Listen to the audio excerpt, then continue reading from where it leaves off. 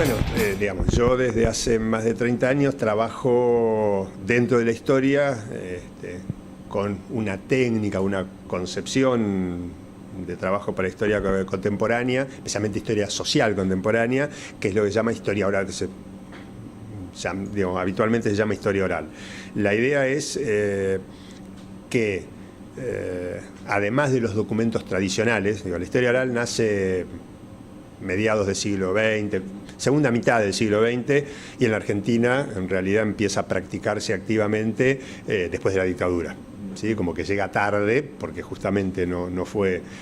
digamos, la concepción es que más allá de los documentos tradicionales, digo, yo hago la historia de una caja de crédito, tengo que, digo, me sirve una memoria y balance donde tengo números, me sirven las actas para ver las decisiones, pero hay un montón de cosas que los documentos formales no cuentan porque nadie se tomó el trabajo de hacerlo, porque a veces no se le da información al enemigo, y digo, cuando el Estado te está controlando mucho, en la memoria o en plena dictadura, una cosa es lo que vos pensás de la dictadura y otra cosa es lo que escribís en la memoria, que es un documento público y por lo tanto, digamos, por ese lado y porque además hay una historia que está en la vida misma de la gente, la idea es digamos, generar un documento, técnicamente sería crear un documento histórico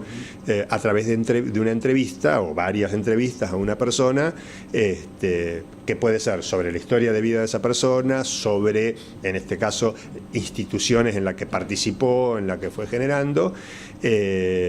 con la idea de, por un lado, usarlo en la investigación, pero además preservarlo. Y entonces nosotros existe el archivo histórico de cooperativismo de crédito, donde se preservan, además de un montón de otra documentación que fuimos recuperando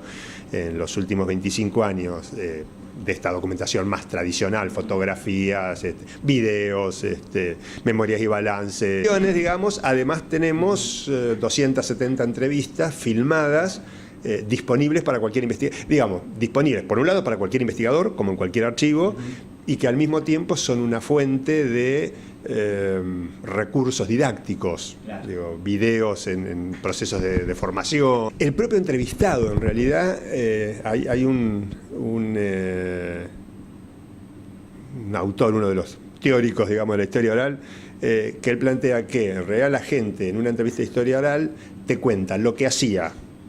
lo que creía que estaba haciendo y lo que ahora cree que hizo,